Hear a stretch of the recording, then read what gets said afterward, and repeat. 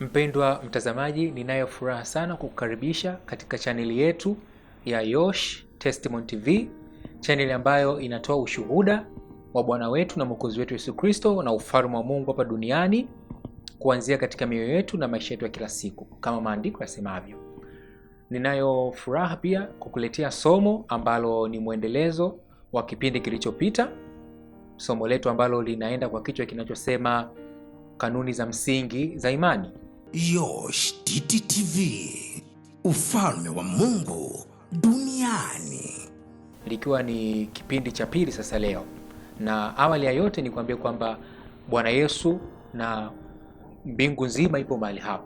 Maana maandiko yanasema katika Mathayo 18:20, walipo wawili watatu kwa ajili ya jina langu, basi nami nipo papo hapo. Kwa hiyo ni kuhakikishie nguvu za Mungu zipo mahali hapa kwa ajili ya kukuhudumia, zipo mahali hapa kwa ajili ya kuleta furaha na amani katika nyumba yako na katika maisha yako kwa ujumla.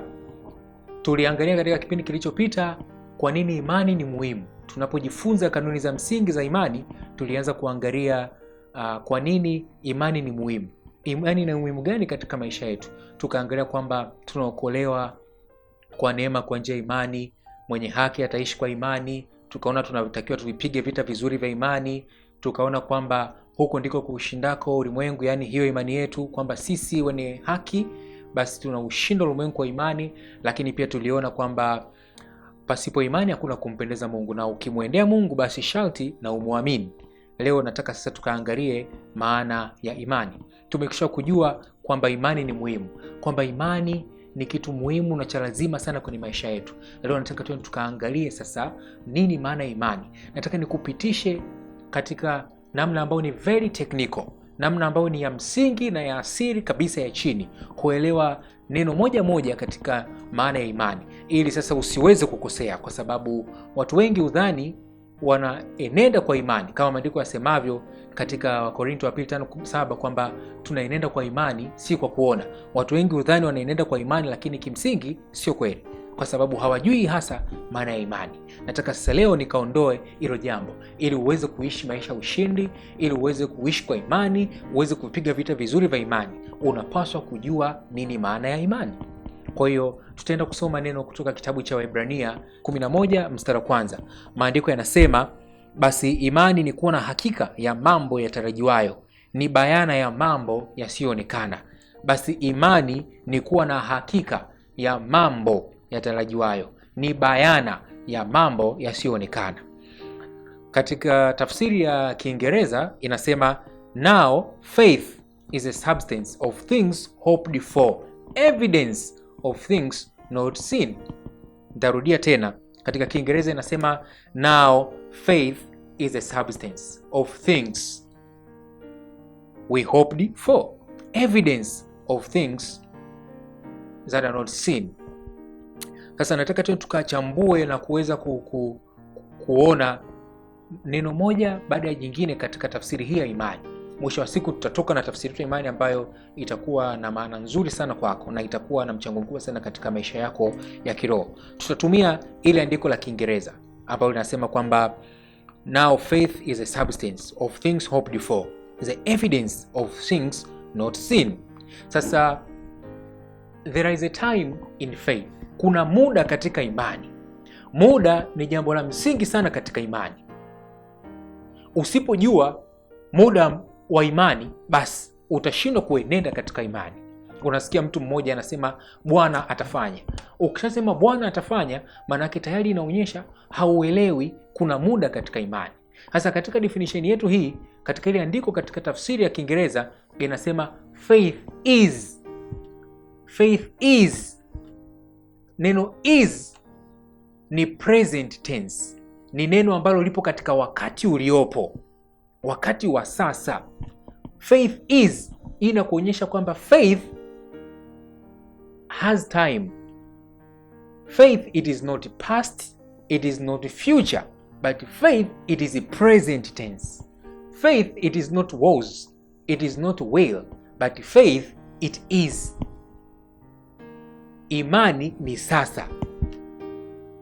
Maandiko yanasema siku ya furaha ni leo, wakati wa wokovu ni sasa. Unapoishi kwa imani, maana yake unaishi katika sasa. na Mungu wetu anafanya kazi katika muda mmoja wa milele unaoitwa sasa. Our God live and operate in one eternal time called now. Ndio maana maandiko mahali fulani yanasema miaka 1000 duniani ni sawa na siku moja mbinguni, na siku 1000 mbinguni ni sawa na siku moja duniani. Kwa hiyo inaonekana kama inachanganya. Inawezekanaje wakati huo siku moja duniani kuwa miaka 1000 mbinguni na siku moja mbinguni kuwa miaka 1000 duniani? Maandiko yanasema siku 1000 duniani ni kama, sio exact. Neno kama maana yake ni kama mfano, kuonyesha kana kwamba Mungu afungwi na muda. Mungu wetu anafanya kazi katika wakati mmoja ambao ni sasa. Hallelujah. Faith has time.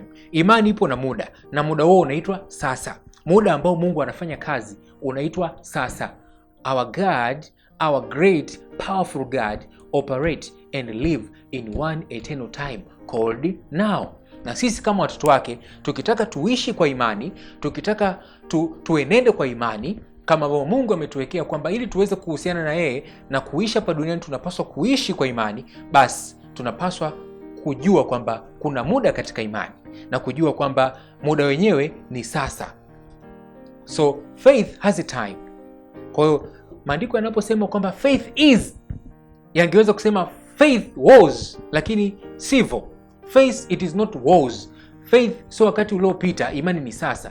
Maandiko yanaweza kusema kwamba faith will, lakini sivyo. Maandiko yanasema faith is. Kwa nataka hiyo uiestablish katika moyo wako, uishikilie na uamini kwamba imani ni sasa. Unataka kuishi kwa imani, inapaswa uishi katika sasa. Faith it is now.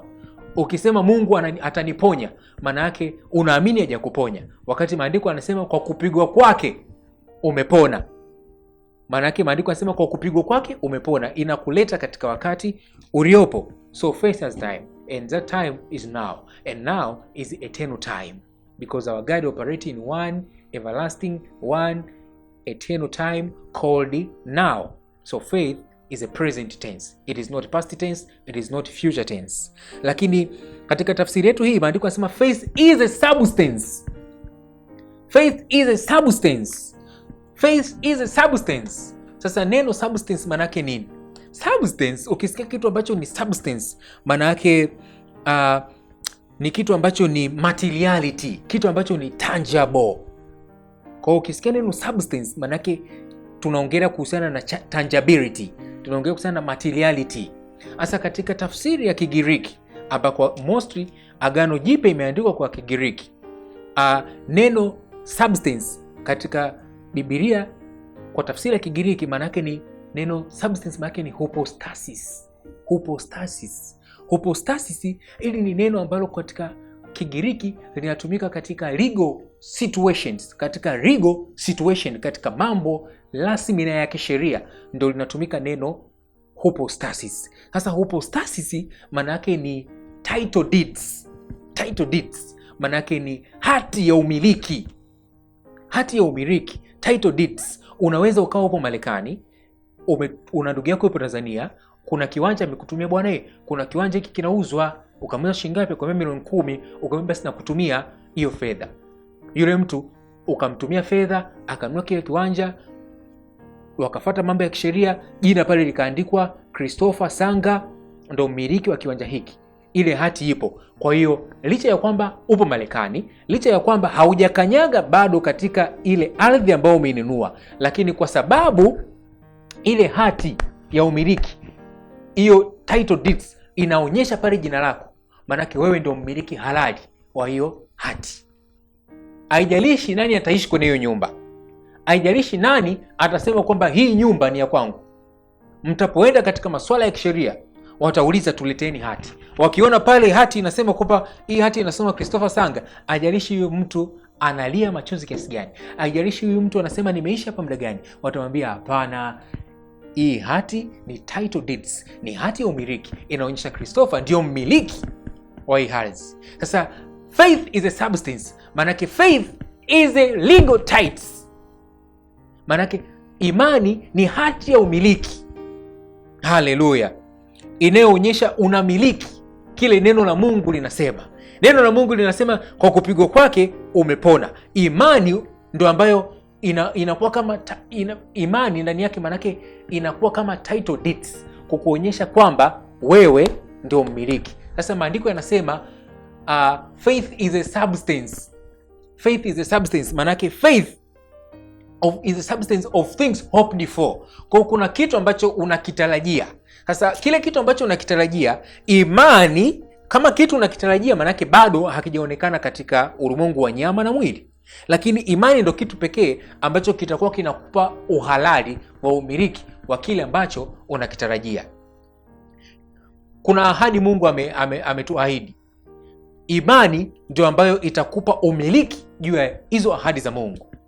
Manake faith is a substance of things hoped for. So imani manake itakuwa kama daraja, itakuwa kama bridge, kuunganisha kati ya kile unachokitarajia na wewe, ili sasa kiweze kudhihirika katika ulimwengu wa mwili na nyama. Bwana Yesu asifiwe. So faith gives substance. Faith gives substance to the hope. Give reality, give ownership, materiality, tangibility to the things that we desire, to the things that we hope. So hope without faith, it is nothing. Haiwezi kufanyia jambo lolote lile. Hope is a goal setter, is a target setter. Hope inaweka malengo. Maandiko yanasema utakusudia neno lolote litasibitika kwako. Maana yake unakusudia jambo, lakini imani ndio inakuja kuvalisha nyama katika lile jambo ambalo umelikusudia, na hilo jambo linapata kudhihirika. Pasipo imani, hope haikuletei faida yote ile. Hope, ukiwa na hope utakuwa unatabasamu wakati meli inazama. Meli inazama lakini wanashangaa unatabasamu. Meli inazama lakini wewe utakuwa unatabasamu. Lakini imani inafanya hiyo meli ielewe. Haleluya. Haleluya. Kuna watu kwenye maisha yao wanadhania wanaishi kwa imani, wanadhania wanaenenda kwa imani, pengine wanapigana vita, wanadhania wanapigana vita vya imani, hawaoni matokeo kwa sababu hawajajua wapo kwenye hope. Hawajajua hope haiwezi kuwasaidia, haiwezi kuleta kudhihirika, haiwezi kuleta manifestation. Lakini imani inatakiwa iingilie kati ili iweze kuleta ownership, iweze kuleta kufanya legal titles, kuonyesha kwamba wewe unamiliki na ni mmiliki halali wa kisheria, na una authority ya nguvu za Mungu na mamlaka ya mbingu kuhakikisha kwamba ina back up iko ambacho wewe kinaonyesha unamiliki. Substance, faith ndio ambayo inaleta reality, inafanya hayo ambayo unayakusudia, hayo ambayo unayatumainia kuweza kutokea. Kwenye maisha kuna watu sikia Mungu atafanya, anaamini lakini haoni udhihirishaji wa kile ambacho anadhani anakiamini. Kumbe yupo katika hope, ana hope mambo yatakaa sawa, ana hope kwamba ndapona, anashangaa poni, muda fulani anakuwa frustrated, anachanganyikiwa. Lakini leo na habari njema, unahitaji kuongeza imani katika hilo tumaini, ili hilo tumaini liweze kudhihirika. Unahitaji kuweka imani katika tumaini la uzima katika mwili wako, kwamba Yesu Kristo alipigwa msalabani ili wewe uwe na uzima. Maana kwa kupigwa kwake wewe umepona, umekuwa unatembea katika hope, umekuwa unatembea katika matumaini. Leo nina habari njema ndugu mtazamaji, kwamba ukileta imani katika hiyo hope sasa itaweza kudhihirika, itakuwa wazi na watu wote wataona, katika jina la Yesu Kristo. Iwe ikawe kwako sasa na hata milele. Kwa hiyo hope ni nini? Hope ni mfano, ushawahi kuota ndoto? Unaota ndoto nzuri, unaota ndoto nzuri, unajisikia raha katika hiyo ndoto, utamani hata hiyo ndoto uishe. Mara boom boom boom, unashangaa alamu inaita, unastuka, unaenda kwenye alamu unaizima, unarudi kulala ili uweze kuona kama kwamba unaweza ukaikamata hiyo ndoto, lakini hiyo ndoto it is gone. Ni sawa sawa na hope. You can't touch it, you can't sense it until faith come in and bring that into substance, until faith come in and produce reality, tangibility and materiality, and that things become visible, everyone can testify. Hallelujah. Ndugu yangu, usitembee katika hope. Hizo zama zimepitwa na wakati. Sasa nataka ukaweke imani. Ndio maana tunajifunza kuhusiana na imani. Faith is a substance. Substance ni legal titles.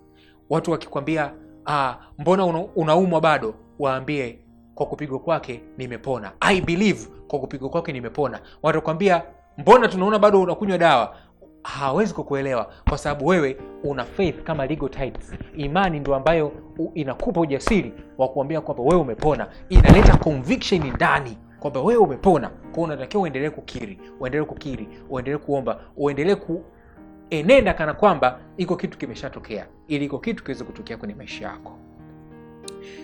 Haleluya. Maandiko yanasema yeye mwenyewe alizichukua dhambi zetu katika mwili wake juu ya mti. Na maandiko yanaendelea kusema kwa kupigwa kwake mmepona. Unaona, inaleta kwa kupigwa kwake mmepona, present tense. Haleluya. So hope haiwezi kukusaidia, unahitaji uwadi imani katika hilo tumaini, ili hilo tumaini liweze kutokea. Lakini maandiko yanasema faith is evidence of things not seen. Evidence of things not seen. So faith is the evidence of things that are not seen. So faith itself must be a thing. Imani ni hakika ya mambo yatarajiwayo. Basi imani yenyewe lazima iwe kitu. Ukisikia neno evidence, nini inakuja kichwani kwako? Neno evidence ni kama proof. Neno evidence ni kama something that validate existence of some things, ambayo bado akipo iko kitu. Tuseme kwamba evidence substantiate existence of something that is not already present. Yeah, hii imekaa sawa. Evidence is a proof. Evidence validate or substantiate existence of something that is not already present. Maandiko yanasema faith is the evidence of things that are not seen. Hapa maandiko yanavyosema seen haimaanishi kuona peke yake, manake ni kila kitu ambacho unaweza ukakiperceive kwa kutumia milango mitano ya fahamu, kupitia ngozi, kile ambacho unaweza ukakiona, kile ambacho unaweza ukakisikia, kile ambacho unaweza ukakitesti, kile ambacho unaweza ukakinusa. Manake hayo yote ndio neno seen. Kwa seen hapa I limit to kuona, manake ni everything that can be perceived by 5 common sense. Sasa maandiko yanasema faith give evidence to the things that are not perceived by the senses. Sasa mambo ambayo macho hayawezi kuona, pua haiwezi kunusa, wala ngozi haiwezi kuhisi, wala hauwezi kuyasikia, hayo mambo ndio ambayo sasa imani inakuwa ni ushahidi wa hayo mambo.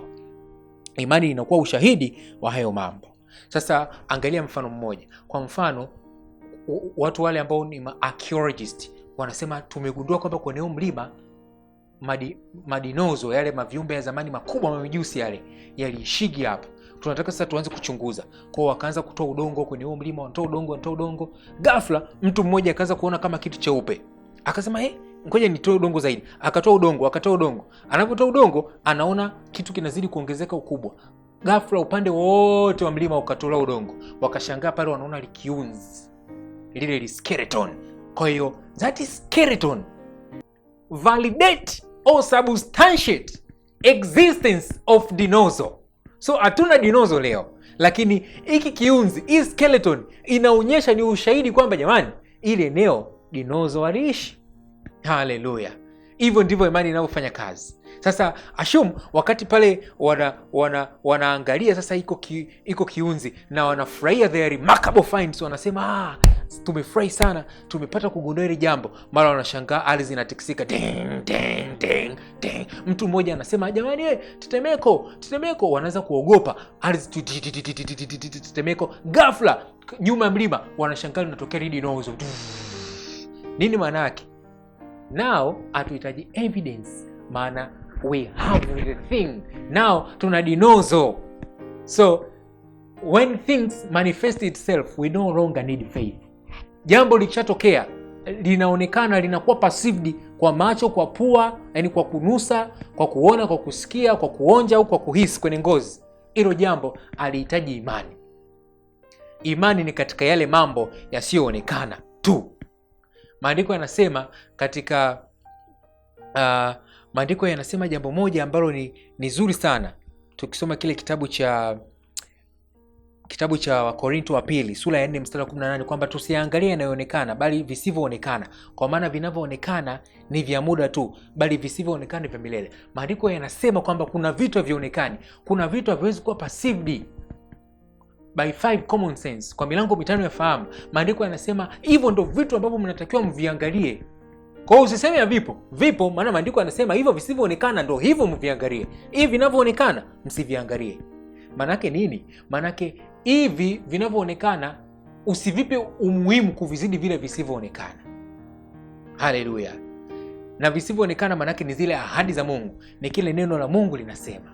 Imani inatusaidia sisi kuishi katika hili neno, kwa sababu imani pekee ndio inaweza kupasive mambo yasiyoonekana, mambo yasiyoonekana. Kwa hiyo imani ni inafanya spiritual archaeology. Spiritual archaeology. Kuna historical archaeology. Watu wanaangalia mawe, wanasema haya mawe yalitumika zama za mawe za kwanza, walitumia kuchuna ngozi kwenye wanyama ambao walikuwa wamewawinda. Imani inatusaidia sisi kuona mambo ambayo yalifanyika huko nyuma. Imani inayaleta waziwazi. Haleluya. Kwa hiyo faith is a substance of things hoped for, evidence of things that are not seen. Kwa hiyo tuunganishe sasa hii definitions, tuone inakaa katika namna gani. Kwa hiyo tuseme kwamba faith is a materiality, is a tangibility, is a title deeds of things we hoped for. Unaonaje hivi kaje? Kwamba faith is a tangibility, materiality, reality is a title deeds of things we hoped for. Faith is a validation or substantiation of things that are not already in existence. Hallelujah. Ndaisema tena hiyo definition ili iweze kukaa ndani yako kwa uzuri. Faith is the materiality, tangibility, reality, title deed of things we hoped for. Faith is a proof. Faith validates. Faith substantiates existence of things that are not perceived by senses. Now you know, faith has time. Faith operates in one eternal time called now. Imani inafanya kazi katika muda wa milele unaitwa sasa. Maana huo ndo muda ambao Mungu anafanya kazi. Imani ina muda. Unataka inaenda kwa imani na kuishi kwa imani kama ambavyo tumeona katika zile faida za kwanza. Basi unapaswa kujua kwamba kuna muda katika imani. Usiseme naamini Mungu ataniponya. Sema I believe by his stripes I am healed. Kwamba naamini kwa kupigwa kwake nimepona. Usijali watu watasema mbona bado unaonekana hujapona. Utawaambia I have a title deeds. Nina hati ya umiliki juu ya uponyaji. Hamuoni kwa sababu mnatumia logic. Hamuoni kwa sababu mnatumia reasoning. And haya mambo hayaendi kwa reasoning. Haya mambo hayaendi kwa logic. Haya mambo yanaenda kwa imani. Maana imani ni tangibility. Ninaona ndani yangu kwamba nimepona. Ninaona ndani yangu, ni halisi sana ndani yangu. Nina ushawishi na conviction ndani yangu. Haleluya. Utaanza kuona mambo yanaanza kutokea. Utaanza kuona unaishi maisha ya ushindi. Hapo utaanza kuishi above the circumstance. Circumstance will no longer control you, will no longer dominate you, will no longer dictate you. Now you will command creation of God. Now you will command creation of God. You will dictate circumstance to save your will. Utaanza kuamrisha na kutiisha uumbaji. Kama maandiko yanavyosema katika sura ya kwanza ya kitabu cha Mwanzo, zaini mkaongezeke. Maandiko yanasema mkaitiishe nchi. Sasa utaweza kuitiisha nchi kwa sababu you live above it. Haleluya. Imani pekee ndio inaweza kukusaidia katika namna hiyo. Haleluya. So faith is a hypostasis of things we hoped for. Substance is a materiality, tangibility, reality, title deeds of things that we hoped for. Una imani, unamiliki ahadi za Mungu. Endelea kukiri, endelea kukiri, endelea kuishi kana kwamba hayo mambo yametokea. Faith is the evidence. Endelea kukiri hata kama mambo hayaonekani, endelea kukiri. Maandiko yanasema yeye Mungu wetu ameyaita mambo ambayo hayapo kana kwamba yapo. Na wewe kama mwana wa Mungu, anza kutamka vitu ambavyo unavitaka, ambavyo vinaendana sawa na neno la Mungu, hata kama havijatokea. Endelea kutamka na utaona. Kumbuka, Mungu ni Mungu mwenye uweza na nguvu. Anapoumba ulimwengu, siku ya kwanza alipanga kuumba nuru. Mungu angeweza kukaa hivi, akawaza nuru, afu akafanya nuru ikatokea. Angeweza kuproject thought, lakini no, maandiko yanasema Mungu akasema iwe nuru. Na wewe anza kutamka. kwa sababu Mungu anatamka na vitu vikatokea. Na wewe umeumbwa kwa mfano, kwa sura ya Mungu. Aliye ndani yako ni mkubwa kuliko aliye nje. Anza kutamka neno la Mungu kwenye maisha yako. Anza kutamka, watoto wangu watafundishwa na Bwana. Anza kutamka, sitakufa bali nitaishi na nitayasimulia matendo makuu ya Mungu. Anza kutamka, kwa kupigwa kwake nimepona. Anza kutamka, yeye alifanyika maskini ili niwe na tajiri. Anza kutamka kwamba nitakuwa na familia bora, nitakuwa na ndoa bora, nitaishi maisha ya utakatifu. Katika zama za uovu mimi nitaishi maisha matakatifu. Na ghafla circumstances, situations zitaweza kuabide kuendana na kile ambacho unakikiri. Ndugu mtazamaji, tutaishia hapa katika kipindi cha somo letu hili, ikiwa ni kipindi cha pili. Sasa nataka ufuatane nami katika kipindi kinachofuata. Kipindi cha kwanza kama hujaweza kukifuatilia, na kusihi sana, tafuta kipindi cha kwanza na sikiliza kipindi cha kwanza, kisha njoo katika kipindi cha pili. Tuliangalia katika kipindi cha kwanza kwa nini imani ni muhimu. Leo tumeangalia kwa nini sasa hii imani ni nini. Ukishakuwa unajua kwamba imani ni muhimu, na ukishakuwa unajua kwamba imani ni nini, unajua kitu gani kitafuata. Ninaenda kukufundisha katika somo linalofuatia jambo ambalo ni muhimu sana, utofauti kati ya kuamini na imani. Maana watu wengi wanadhani wanaishi katika imani, kumbe wanaishi katika kuamini na hawaoni matokeo kwenye maisha yao. Nataka kuonyesha utofauti kati ya faith and believing. Haya ni mambo tofauti ambayo throughout the generation yamekuja kwetu na tunaona kama mambo ni sawa. Kwa somo la tatu utaki kukosa, maana ni muhimu. Umeshajua nini maana ya imani, umejua umuhimu wa imani. Sasa tunaenda kuangalia jinsi sasa ya kuishi katika imani. Tunajua imani ni nini na umuhimu wake ni nini. Sasa namna gani naweza nikaishi imani katika maisha yangu ya kila siku? Tunaenda kutatua changamoto ambayo watu wengi wanayo, utofauti kati ya kuamini na imani. Lakini sasa naomba ufanye jambo moja, subscribe katika channel yetu hii, ili sasa somo la tatu litakapotoka uweze kupata notification. Lakini usiache like yako inatusaidia sana sisi katika kuhubiri Injili, kwa sababu kila mara unapo like, kila mara ambako unatoa pale comment, kila pale mahali ambako una like na kutoa comment, inafanya algorithms ya YouTube kuweza kuisambaza zaidi hii video na watu wengi wazidi kusikia neno la Mungu. Na kwa kufanya hivyo utakuwa umehubiri neno la Mungu. Kwa hiyo usiache kusubscribe. Kusubscribe ni huduma mtumishi. Kulike na kucomment ni huduma mtumishi. Maana utakuwa unasaidia kusambaa kwa hii huduma katika jina la Yesu Kristo. Chini hapo tutakuwekea namba ya kwangu ya WhatsApp, lakini pia message, na inapokea simu.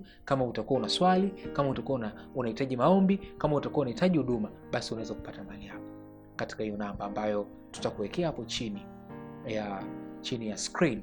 Sasa kabla sijaondoka, nataka nikwambie jambo moja. Hauwezi kuishi kwa imani ikiwa hujaokoka. Unatakiwa umwamini Yesu Kristo kama Bwana na Mwokozi wa maisha yako. Huwezi kuishi maisha ya ushindi, huwezi kuishi kwa imani ikiwa roho yako imekufa. Muamini Yesu Kristo leo kama Bwana Mwokozi wa maisha yako, aweze kukufua, akufanye kuwa mtoto wa Mungu. Sasa hapo ndio unaweza kuishi katika imani. Hapo unaweza kuenenda kwa imani. Najua unajua faida za imani, maana tumejifunza, na unajua nini maana ya imani. Sasa hivi muamini Yesu Kristo Bwana Mwokozi wa maisha yako, ili sasa uweze kuishi kwa imani, ili sasa uweze kupiga vita vizuri vya imani, ili sasa uweze kumpendeza Mungu kwa imani. Kwa hiyo nitakuongoza sana ukamwamini Yesu Kristo kama Bwana na Mwokozi wa maisha yako, ukamwamini Yesu kwamba alikufa msalabani kwa ajili ya dhambi zako, na alipofufuka wewe ukapewa haki. Kwa hiyo utanifuatisha sala hii nzuri kabisa ambayo nitaenda kukuongoza mahali hapa. Ndio mbinguni tayari wamekaa kukupokea, na utaposali sala hii kwa moyo wako wote na kuamini, utakuwa umeokoka na kuwa mwana wa Mungu hapa, na utaanza kuona maisha ya ushindi kwenye maisha yako. Hata kama ulirudi nyuma, kili na mimi sala hii. Sema: Bwana Yesu, ninakushukuru kwa neno lako. Neno lako lililojaa uzima, neno lako lililojaa maisha, neno lako ambalo limejaa amani. Naamini ulikufa msalabani kwa ajili ya dhambi zangu, na nakiri kwa kinywa changu na kwa moyo wangu wote kwamba ulifufuka ili mimi nipewe haki. Ingia ndani yangu, uwe Bwana na Mwokozi wa maisha yangu, nikuishie wewe na kutumikia siku zote za maisha yangu. Shetani nakukatana kazi zako zote na mambo yako yote. Bwana Yesu, nijaze Roho yako Mtakatifu, nifunulie akili zangu nikapate kuelewa neno lako. Sasa ninakupokea kama Bwana Mwokozi wa maisha yangu, na ninapokea hii zawadi ya wokovu kwa imani. Amen. Ndugu mtazamaji, asante sana kwa sababu sasa umekuwa mwana wa Mungu. Tafuta kanisa ambalo linafundisha kweli katika Kristo na kuwa mshiriki hapo. Mungu akubariki sana. Tukutane katika kipindi kijacho. Asante sana.